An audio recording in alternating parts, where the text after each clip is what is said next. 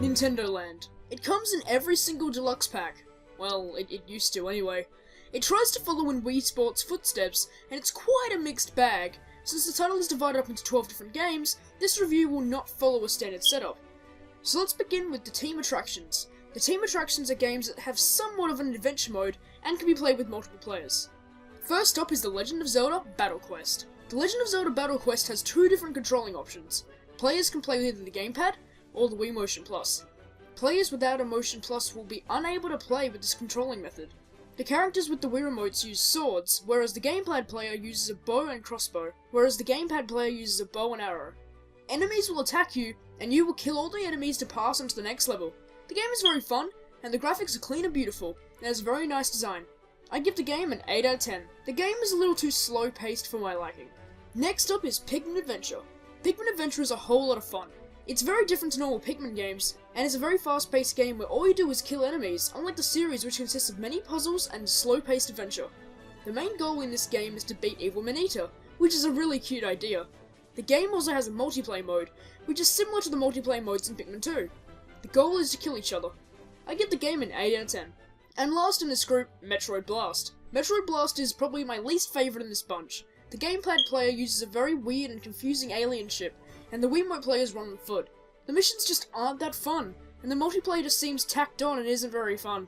I give this game a 6 out of 10. The game also features competitive attractions. These are games that can only be played in multiplayer, so if you have no friends, you're out of luck. First up in this group is Mario Chase. Mario Chase is a multiplayer game, and is so much fun. The gamepad player has a map of all the players and must run away from them, whereas the other players must run around in search of the gamepad player. It's a very nice idea, and it really shows how developers can use the gamepad in very unique ways. I had a blast with this game, and there are a total of 3 maps to play in. This game gets 9 out of 10 from me. Then we have Luigi's Ghost Mansion. Luigi's Ghost Mansion is my second favourite game in this whole collection. I sometimes turn on the game with my friends for this particular attraction alone. The gamepad player plays as a ghost, who is invisible on the screen with other players. The ghost has to go around and take out the people in the haunted mansion, and the players must use their flashlights to try and kill the ghost.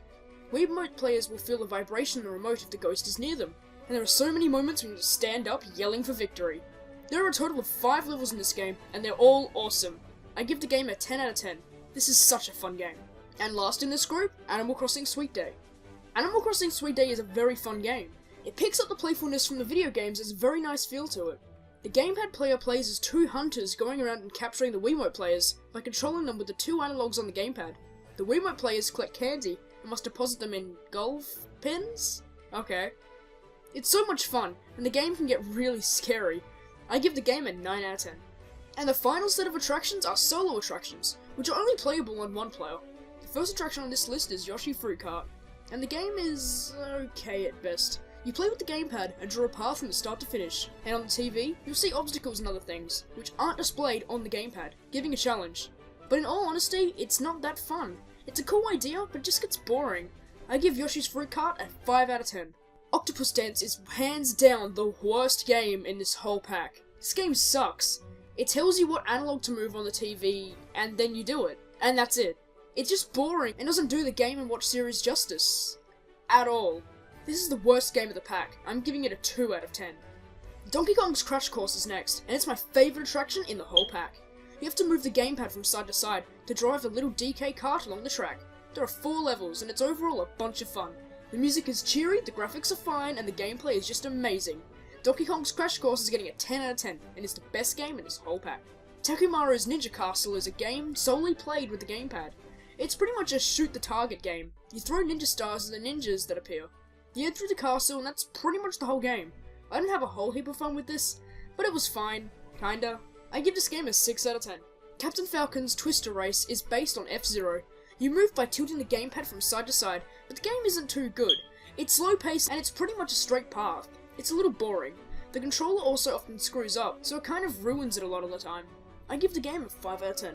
And the final game in this pack, Balloon Trip Freeze. You use the stylus as you make the balloon fighter fly around the screen. It's a really cool idea, and I really like this one. I really want to see a balloon fighter game of some sort for the Wii U. I think that'd be amazing. I give this game an 8 out of 10. It's a lot of fun. So that's Nintendo Land. It's a fun game, and it certainly compares to what Wii Sports did. It really shows off the technology and possibilities of the Wii U. I would certainly recommend the game for everyone. So, for my final score of the game, let's add all my scores together. All my scores together are 86 over 120, bringing this game to a 7 over 10. But since a lot of the games I gave bad scores to only have like 7 minutes of content in each, I'm going to give this game a 7.5. I hope you enjoyed the review and stay subscribed for more reviews.